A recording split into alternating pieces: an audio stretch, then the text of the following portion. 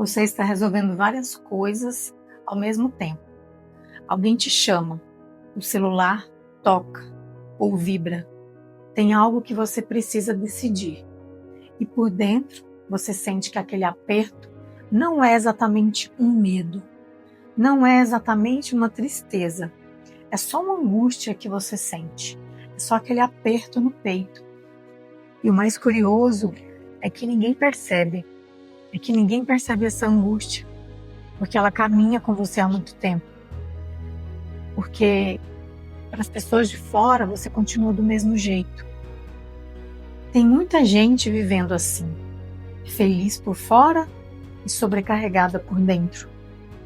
Quando eu leio o Salmo 34, no verso 6, eu sinto que Davi está descrevendo exatamente esse lugar humano que eu acabei de falar para você. Olha só. Este pobre homem clamou e o Senhor ouviu e o livrou de todas as suas tribulações. Você percebe que ele não começa falando de um milagre. Ele começa falando de uma condição. Este pobre. Eu gosto de trazer para a vida prática isso para a gente conseguir entender melhor, sabe? É mais ou menos assim. É quando você percebe que está cansada, que tenta resolver tudo e que você tenta resolver tudo com as suas forças. É aquele tipo de força que a gente vê nos vídeos das pessoas grandes da internet, que você precisa ter e que está tudo dentro de você. Os cursos que eu paguei me deram ânimo só naquele momento. Só aquela sensação. E aí eu pensei, agora vai. E aí depois eu voltava para quem eu sempre era, para quem eu sempre fui. E eu não conseguia sustentar aquela euforia. E isso me cansou, isso me frustrou, isso me gerou angústia. E aí é interessante porque Jesus, ele não chamava os fortes, né? Na Bíblia ele não chama os fortes. Ele chama os cansados. Ele não chama quem está com a vida toda em ordem, com a mente, com o psicológico, com as emoções. Não é esse tipo de pessoas que ele quer. E se você sentiu a necessidade de viver esse desafio, é porque você está ouvindo a voz do Espírito Santo. E talvez você precise de algumas coisas que os cursos que você já pagou não te deram, não te ofereceram. Pessoas como nós, que Deus quer usar.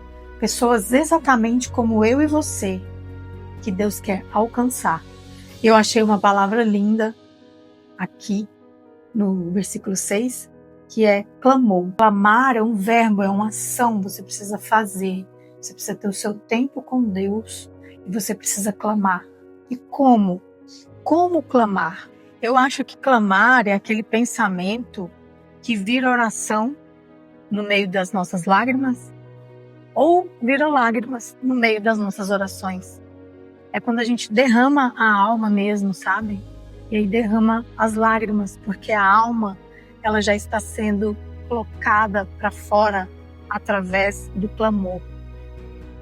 Quando você está dirigindo sozinha, você pode falar: Senhor, me dá sabedoria. Uma sabedoria que eu possa praticar na minha vida. Uma sabedoria para viver a minha vida. É uma sabedoria para falar as palavras certas com os meus filhos. Uma sabedoria para entregar aquele projeto no trabalho. Uma sabedoria para não falar quando eu deveria calar. Uma sabedoria para eu crescer, prosperar, para eu ser mais amiga, para eu ser uma filha melhor, uma mãe melhor, uma esposa melhor, para eu me cuidar melhor, para eu me sentir bem. Aqui eu penso em algo que faz muito sentido, até na neurociência. Quando você segura as suas preocupações, o seu cérebro ele entra em modo de alerta. Você fica mais irritada, mais tensa, mais cansada. Isso vai tirando a sua energia e você se identifica com esses sentimentos. Você já passou por isso? Por isso o texto diz: o Senhor me ouviu a segunda frase. Porque a gente acha que Deus ouve nos grandes momentos, né? Mas Ele ouve esse tipo de clamor simples no cotidiano. Ele ouve cada lágrima. E aí a frase final é: e o livrou de todas as suas angústias, tribulações. Não significa que a vida ela ficou perfeita depois disso aqui, mas significa que o peso ele não domina mais a vida de Davi. Ele continuou vivendo o que hoje a gente lê nos Salmos. Ele ainda teve muitas angústias, mas ele tinha cada vez mais o coração firmado e parecido com o de Deus.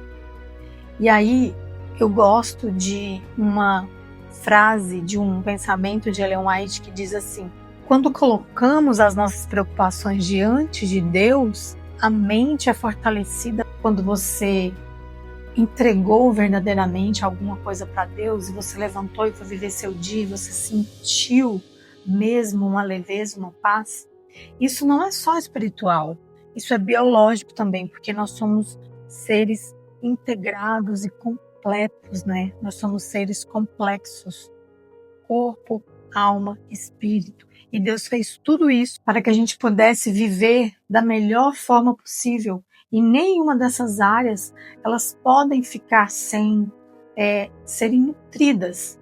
Então a gente precisa organizar os nossos pensamentos, o que a gente está pensando, a gente precisa parar um pouquinho para pensar no que a gente pensa. A gente precisa ter a nossa devoção, a gente precisa ter esses momentos aqui espirituais, precisamos mergulhar na palavra de Deus diariamente, porque nós também somos espírito, nós somos alma vivente, nós temos fôlego que Deus nos deu, mas também nós somos corpo, carne, mente, cérebro. Então, quando a gente une tudo isso, a vida ela tem mais sentido, ela tem mais clareza, você vai conseguir tomar decisões com mais assertividade. Hoje, ao longo do dia, faz isso de forma intencional. Toda vez que você sentir aquele aperto, aquela angustiazinha, não segura isso dentro. Clama, nem que você entre para um banheiro, você vai tirar, você vai colocar isso aos pés de Jesus. O Salmo 34, ele não para aqui. Depois do clamor, vem uma promessa ainda mais forte, que a gente vai ver amanhã, no dia 7, no versículo 7.